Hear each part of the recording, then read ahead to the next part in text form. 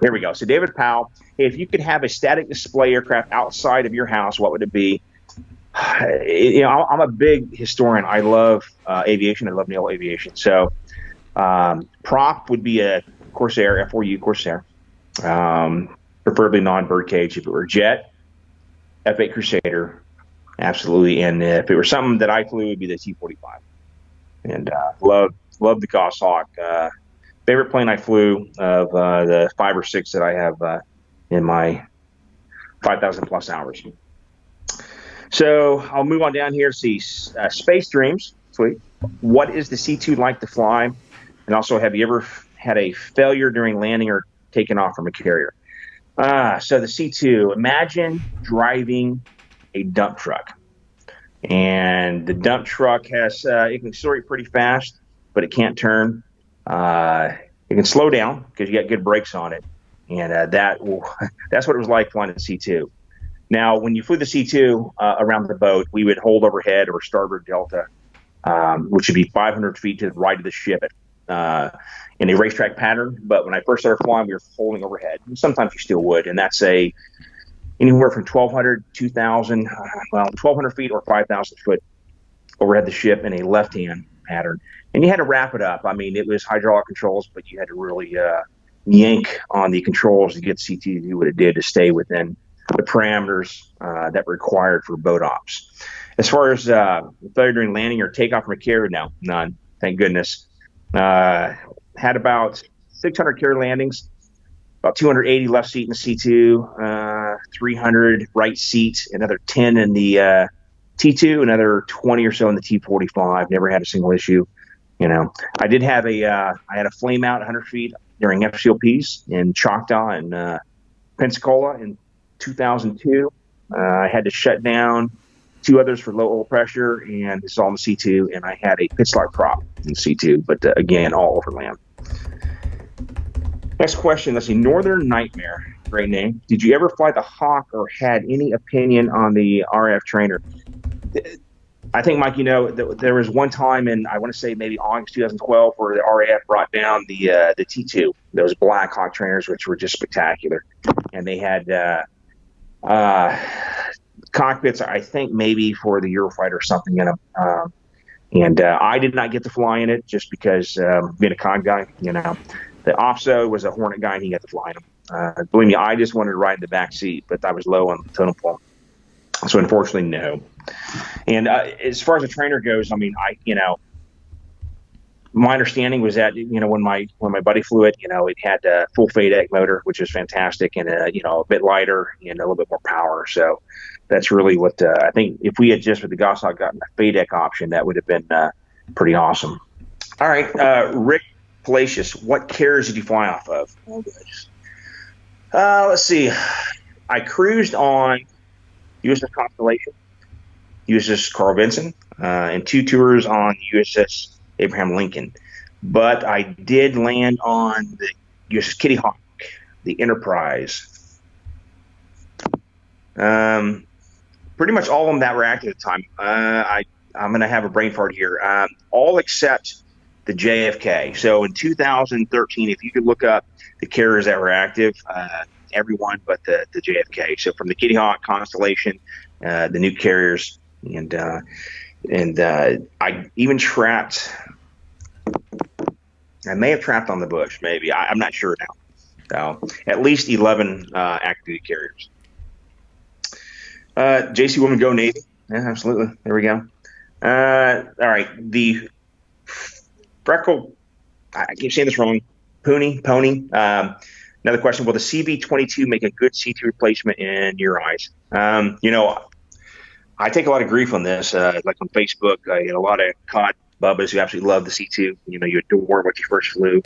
I'm not in that category because I think the C2, even though it was a tough aircraft, flew great. It flew great in terms of the way it handled cargo and what have you. It needs replacement.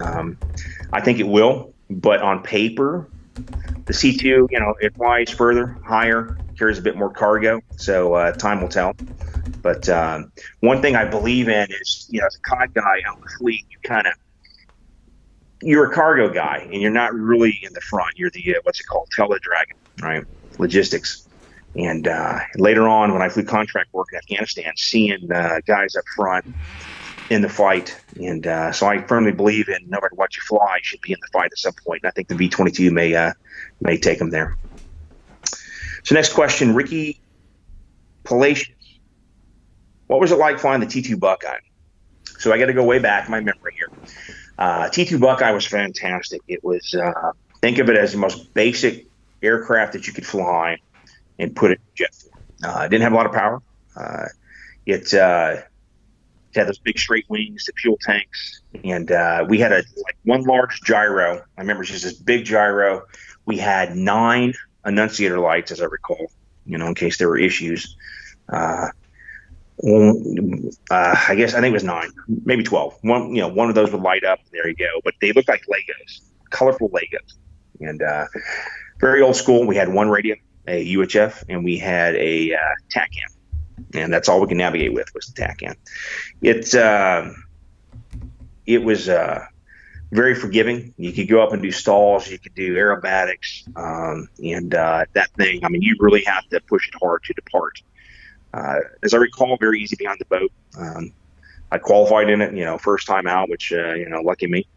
And it was just a blast. And I flew T-34s as well. And it was, I would say, like the jet version of the T-34. Let's see. I got more anchors, by the way, which is awesome.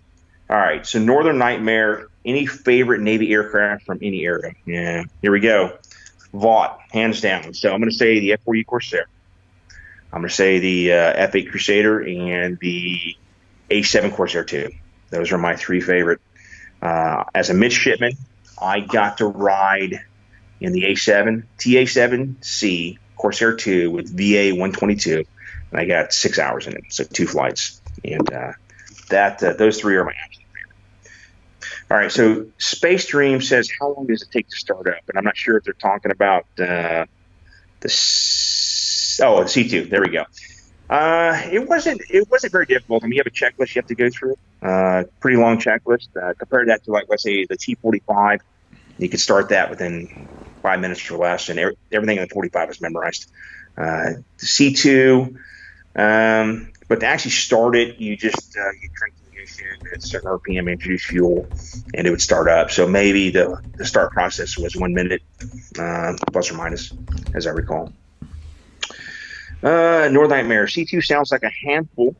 From what you're saying, did it have any good points? It did. It's tough. It's a Grumman product. It's been around, since the 60s, but these versions were built in the late 80s. It takes a lot of abuse. I'll tell you a story. I was in after 9/11 in Afghanistan, Pakistan, and we were at a field called Jacobabad, and we were going to pick up at the time. Maybe he was active, maybe he wasn't, but Senator John Warren, and he had a staff out there, and we had it was pretty hot. We were operating off the coast of Pakistan, that area, and we had boots that fit along the backs of both the wing and the horizontal tail.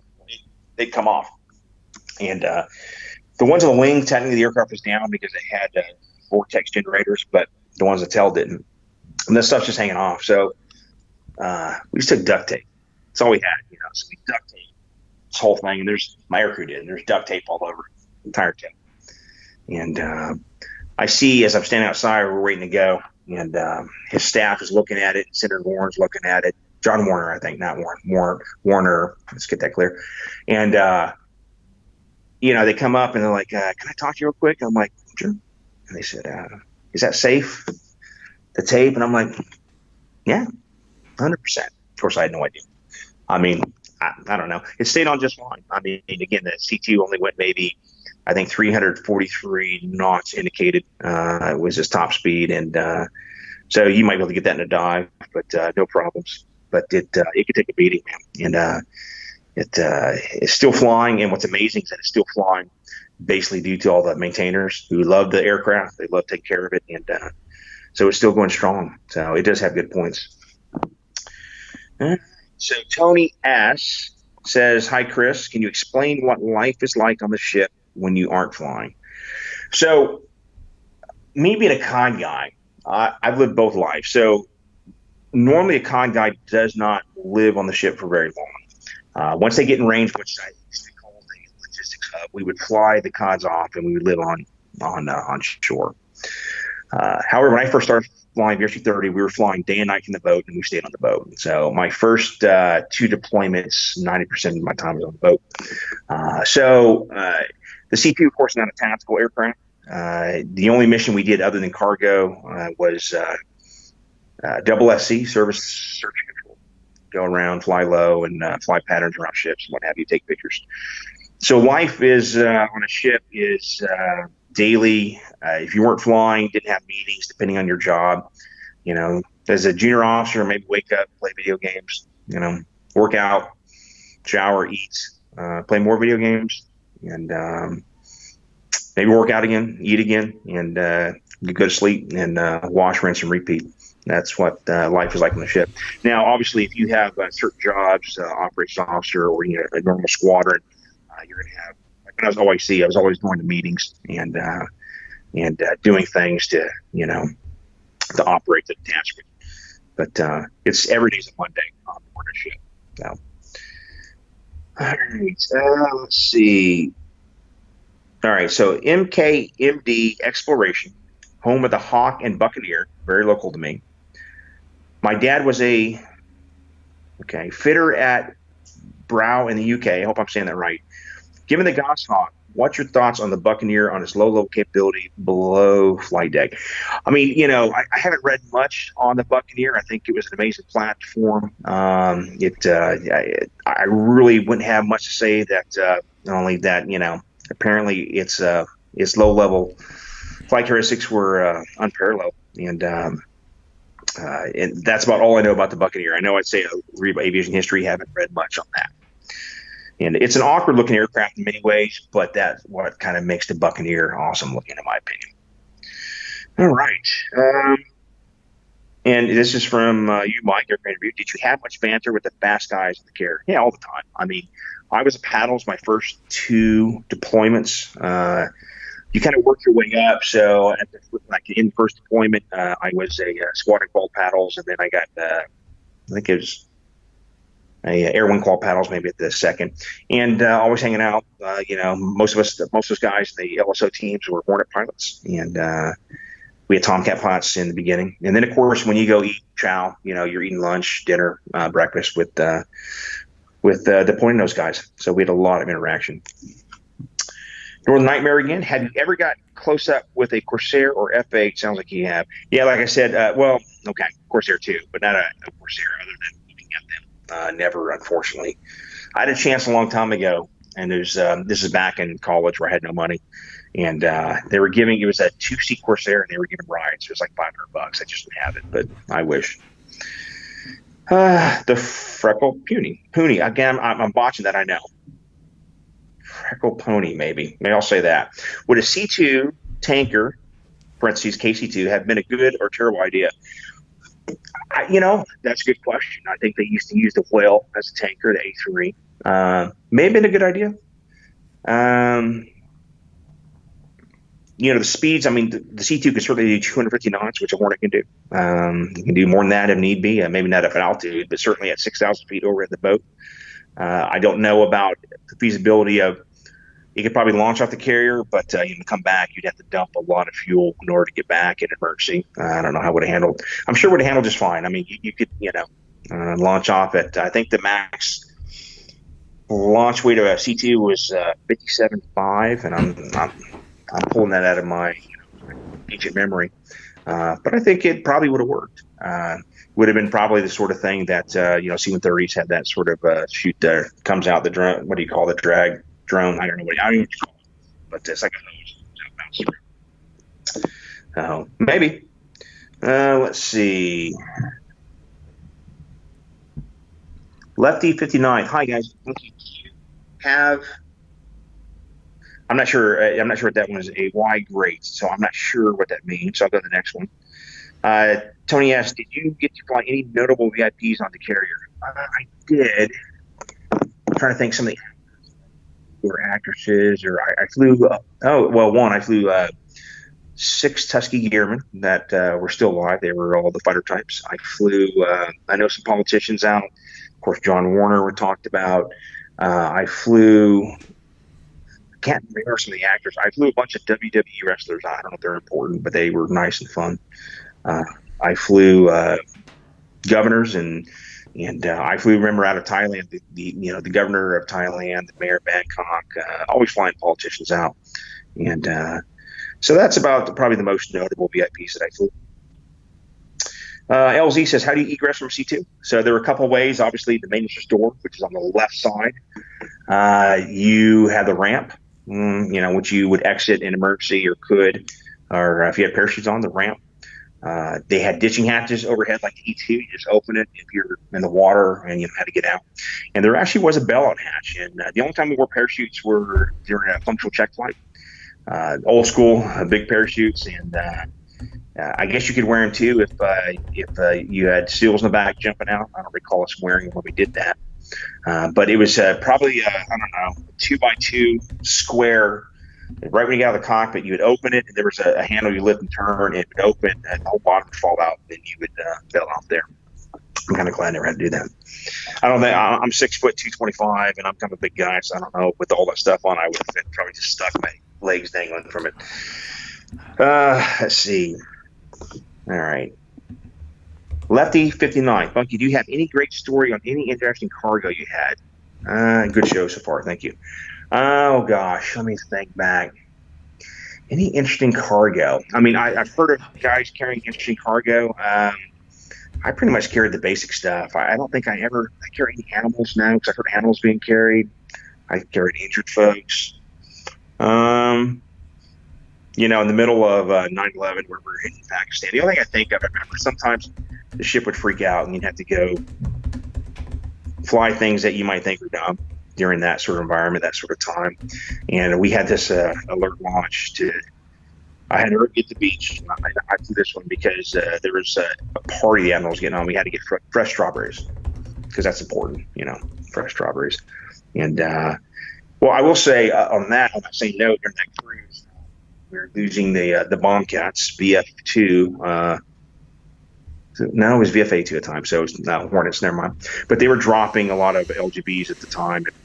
They come in these big barrels, like the seeker on the tip of the bomb, and they were running out. And we actually that was the most hours I ever spent in the cockpit. I think I spent 18 hours, 18 hours in the cockpit that day, maybe 13, 14 hours of flight time. And we were going to Bahrain, back to carrier, then we'd go back to Bahrain, and I think we stopped for Jar Up, so we did a lot of runs with that. They just looked like big barrels and had all styrofoam, the tips in there, but that's about it. I'll probably think of something tonight when, just like, let's see. All right, space streams, can the C2 air-to-air refuel, and what's like with flying formation? So it cannot. Well, I mean, it technically can. I think there's some photos of a C2 with a probe on it, so it can do it. I know the E2 can do it. So flying formation, of course, I flew formation in C2, T-34, and T-45. You don't do much formation flying C2.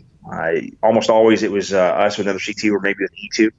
We'd come in the break sometimes as long as we didn't have passengers. We could have air crew, but we could not fly formation packs. And the E2 is a lot faster than the C2. And they would always pull away from us, and we would say, give us some power. But basic turns and joining up. T-34, same. But T-45, that's when you start getting into more of the advanced stuff. So flew a lot of form. About 75% of what I flew was either with a student formation or I was a form lead. I was lead for 2-plane, 4-plane, which would be 3-plane as well. Over the top form, it's called truce form. Night formation, and I flew TAC form as well, which is not quite flying up close, but formation flying, I think, is fantastic. Jets. Once you get the hang of it, it's easy to do. It just sometimes it takes some longer than others. And the thing about formation is that you have to. What I teach students is that cannot react. You have to be proactive. If you're reacting, you're getting what's called suck, getting behind, or you're getting wide, or you're going acute, getting too far ahead, then it's too late. So you have to make power adjustments and wing adjustments and everything all kind of at once, quickly, with the same formation. And again, once you start doing it, you just do it. It's kind of difficult to teach at first because you're like, man, he's just, he doesn't see this, but no, it takes a while to see it. But I love flying formation, especially in jets and the fast movers, and going over the top and coming in the break. And that's one thing I used to say is that, hey, man, we come in the break. You want to do the best you can when we're coming in, but when we're in the break, you need to be right there because everyone's looking at you and you don't want to look bad, right? Navy pilots never, ever look bad, especially when people can see it. Let's see. So Edmund Mohammedan.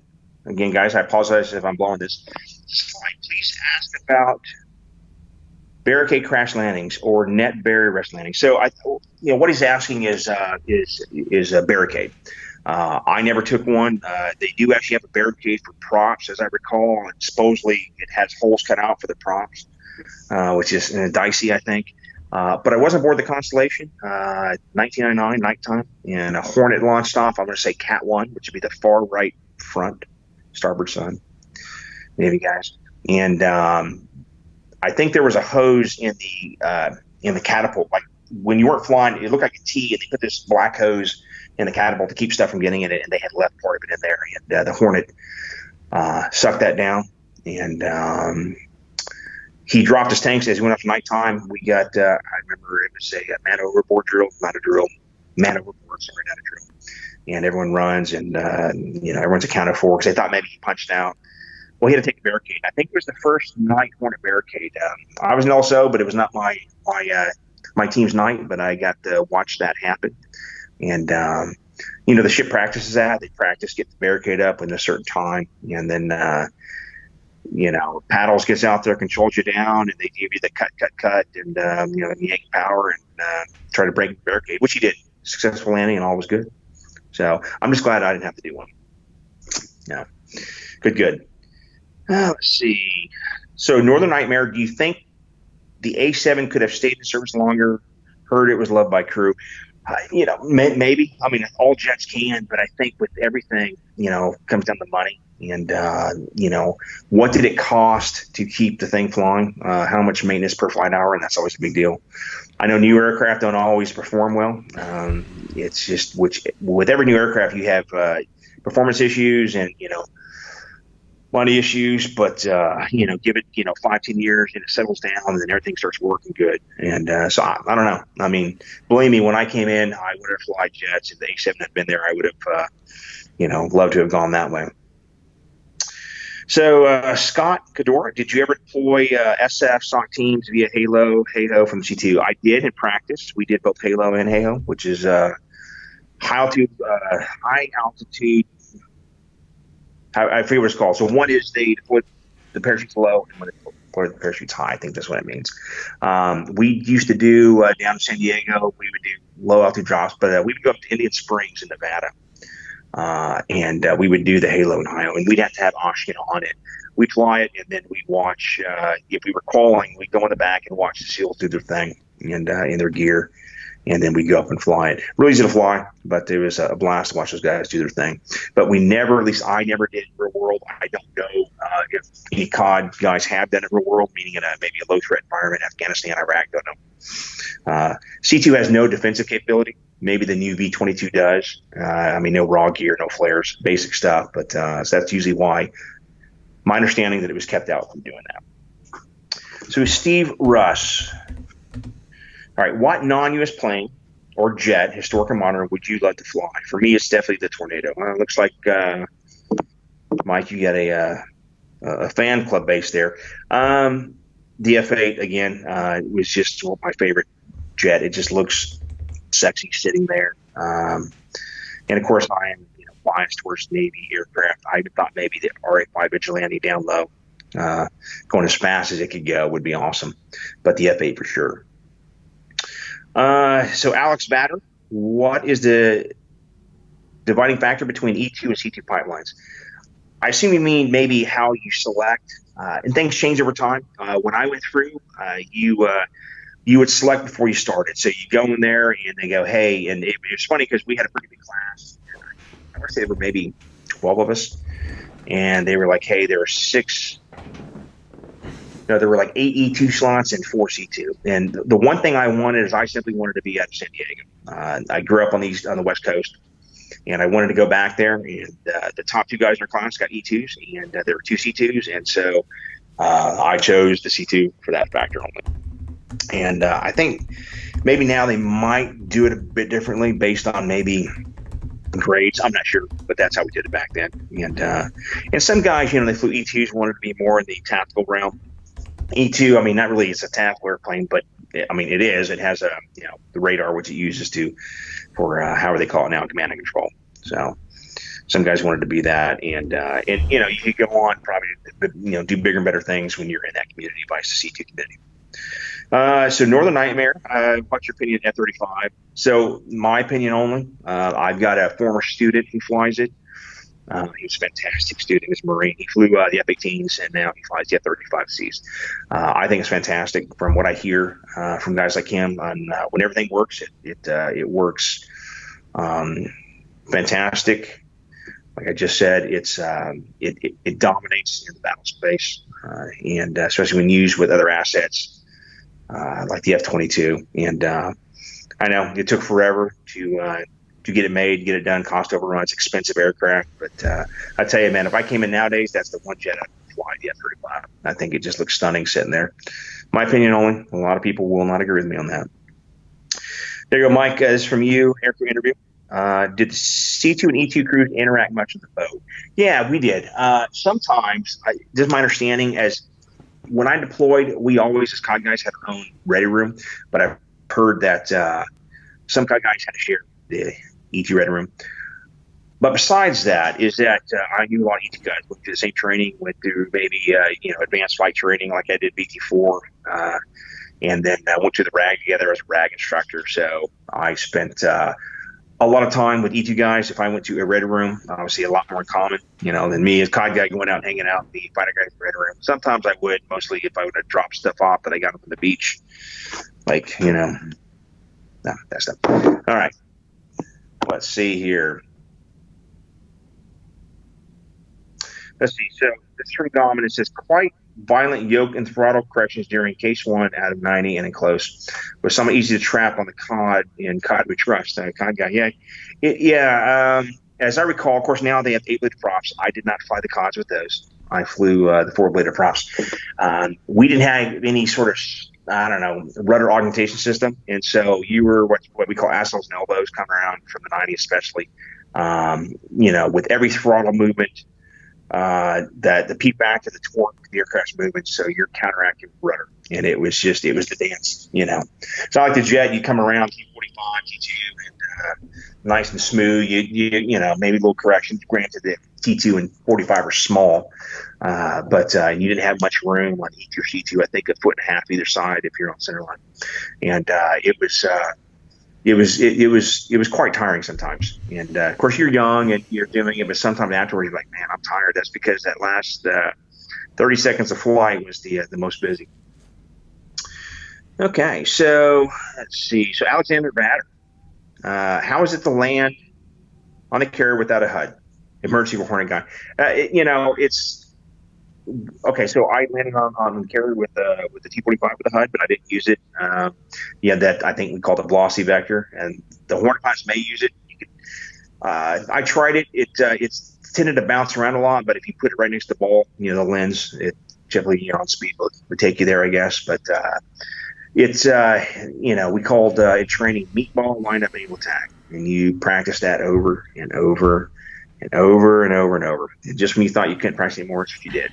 And so it's what you grow used to, and that's what I did. And so it becomes natural. So it's not really difficult for me. For a Hornet guy, maybe. There are I only know of one Hornet guy who went to fly CODs later on because he wanted to live a good life, and he did. So he's a Southwest guy now.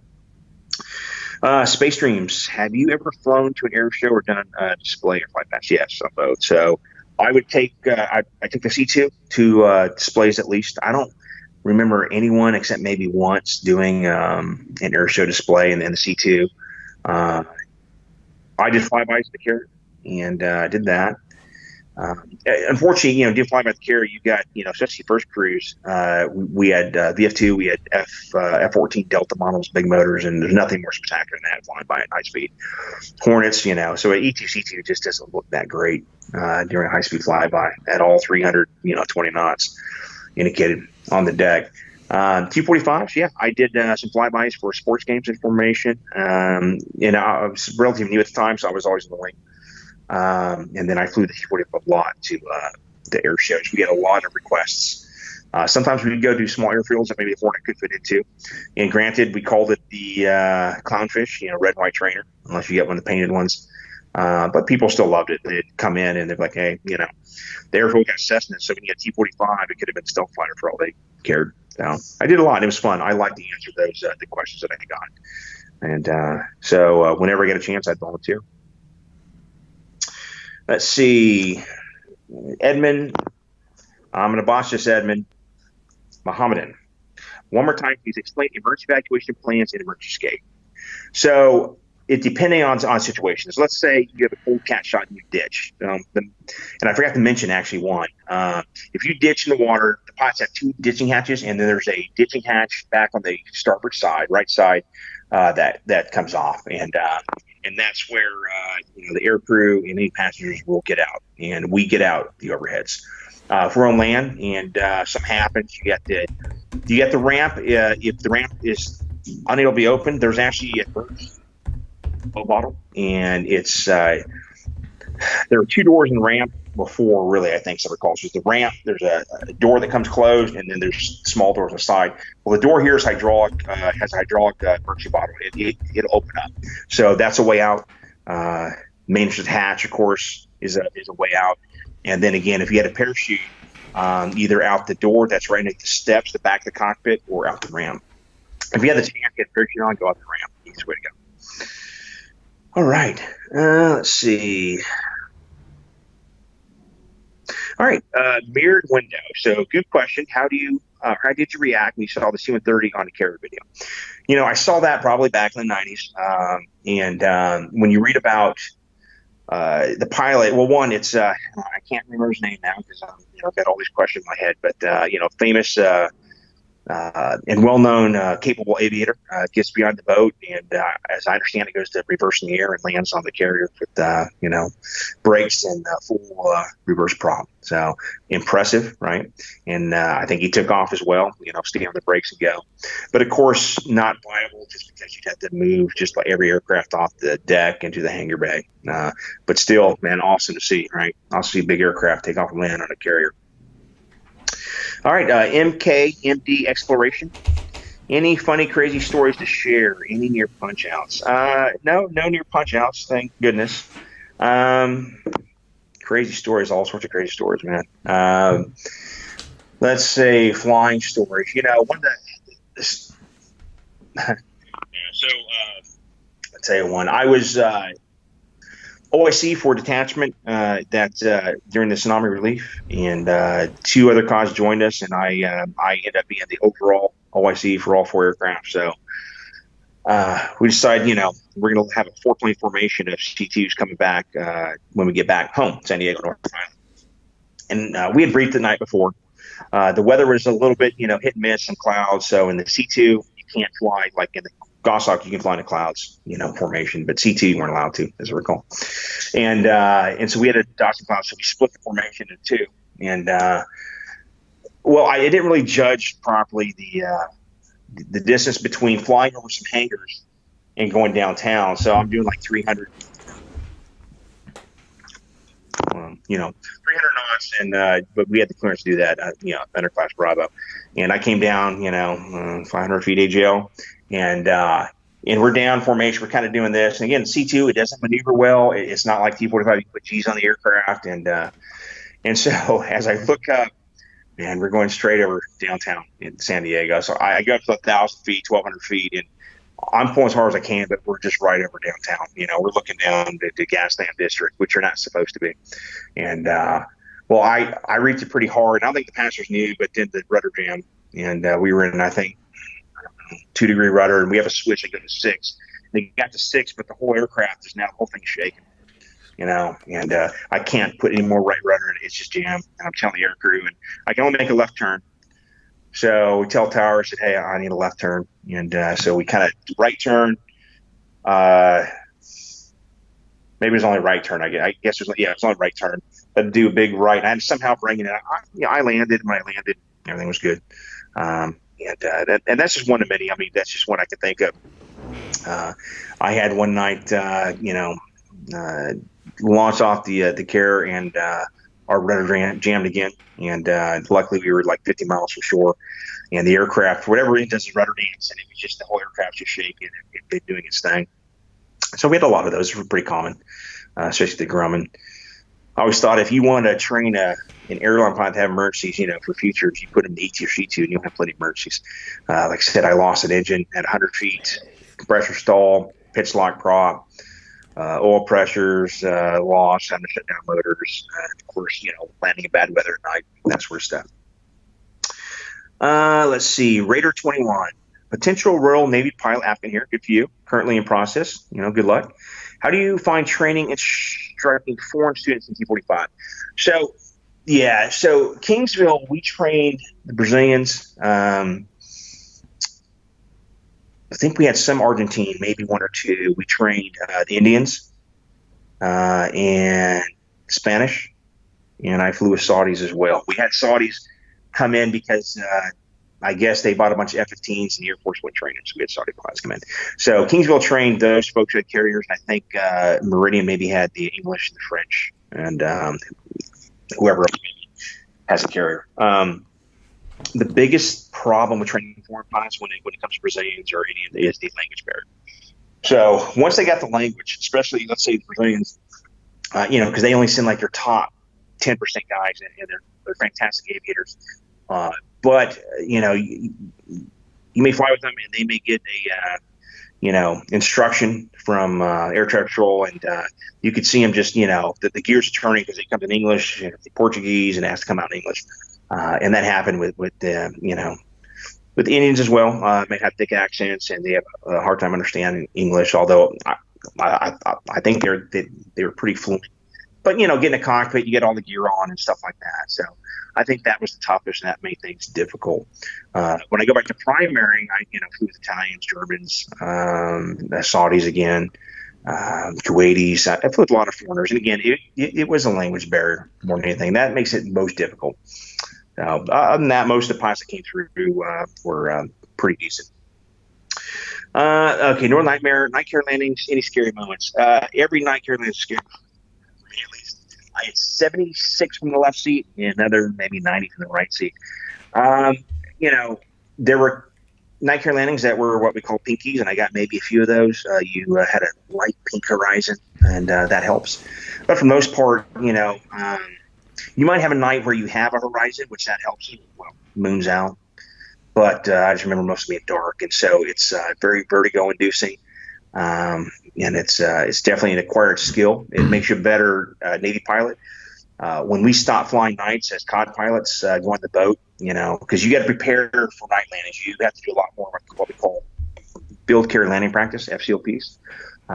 3 times the amount you do for a day trap. And it just made you a better pilot, made you a better ball flyer. It just, because the concentration, you need meatball, line of angle attack. You had to be a lot more precise because it looked like, and I hate how you use this term, but like flying someone's ass crack. It's just dark and nasty. And but no close calls. Luckily, always for the most part, nighttime was decent weather in terms of, not thunderstorms. Like I remember landing in Thailand in a nasty thunderstorm, and 3/4 mile call the ball. I'm telling my co-pilot, Clara, I'm see nothing. And at some point, paddle said, "Turn your lights on." And I watched the tape later. I reached up and hit my nose steering lights, and you'll see the lights, but you don't see the aircraft. None of that at night because you'd end up probably, crashing and dying. So, but every night landing I thought was scary and not fun. Glad I did it when I was young. Couldn't do it now. Let's see. Which cruise is the biggest ego? Come on. Morning, guys. No doubt. And I don't know if it's just from the, they're the tip of the spear, man. They're the ones who take the fight to the bad guys. They drop bombs, if they have to, fight in the aircraft. So I think they earn it for sure. I think the Tomcat guys probably did when I flew with the Hornets Tomcats. But it was always a big fight. We had Marine Hornet Squadron. We had 2 Navy Hornet Squadrons. We had a Tomcat Squadron. For sure, I think on average the egos were those guys. But I think they earned it. So good on them. And that was from Mike, by the way, Airborne. So Space Dreams, how long can you stay airborne with full fuel, and how much fuel do you use on typical flight? So I guess if we're talking C-2, I think the fuel was 12,000 pounds, I think. Maybe, 5 hours you could stay airborne. T-45, 3,000 pounds. And if you were doing a cross-country where you flew up high, either 41,000 feet, or at the time we had no RVSM, weren't capable for that, so I'm not sure if they are now. We can go to like 28, 29. You maybe, depending on tailwinds, hour and a half. But if you're flying, let's say like a TAC form or BFM that I got to flying onto, 0.7, because you use that fuel pretty quick when you're at flying certain power setting, fly 300 knots, usually TAC form, BFM. Edmund Mohammedan, thanks so much. Okay, so thank you. Let's see. So Alexander Batter. So COD equals higher living quality than fighter, like for the Carcus in the Air Force. Yes, it does. So absolutely. Living on the beach, I got to do it both ways. I did 2 deployments where I was on the beach and 2 on the carrier. It's a different life, man. It's a good life. And then if you're doing day only, once you get proficient at carrier landings, you always have to stay proficient, but day carrier landings in good weather, I'd do those all day long, man, like we did training command, T-45s. But living on the beach, and at the time, maybe, especially when I started doing it, we didn't quite have the cell phones we have now. But regardless, you still get to go home. You can Skype, you can call, and talk to family, friends, whatever. Drink, eat, party, whatever you want to do. So it's a better life. Let's see. All right.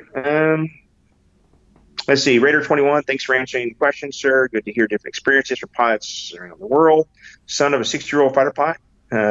Yes, still fortunate to be fine. Good on you, man. You're welcome. And cheers to you, brother. Let's see. Northern Nightmare. Did you see the finished Hornet display last year? Still in all that? No, I didn't. I did not catch it, but maybe now I'll look at it and see what it's like. Let's see.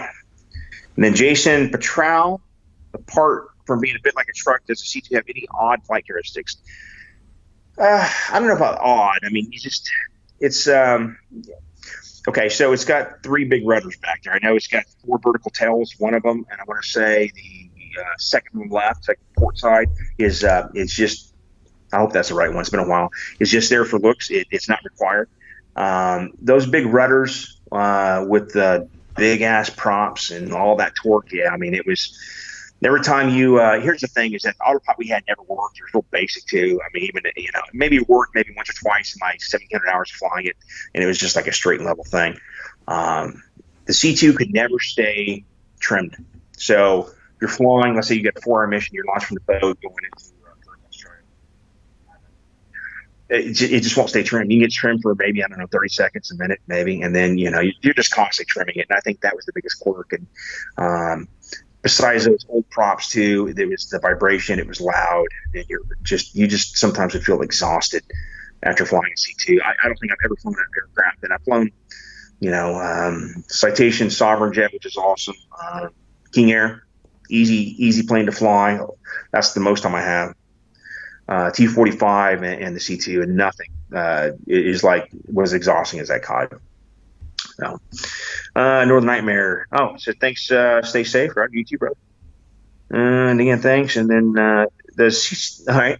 It's a good question. This is from Space Dreams. Is there toilet on the C-2 Galaxy food? So no. You have P-tubes, and both under, as I recall, both pipe by seat, and then you have, I think there are 2 in the back. There's one forward and there's one aft. And so you'd go in there and you would just use that. And if you had to do the other thing, then you had to get a trash bag and do it that way. And open the ramp, toss it out, which I had air crew do. So, and there's no galley.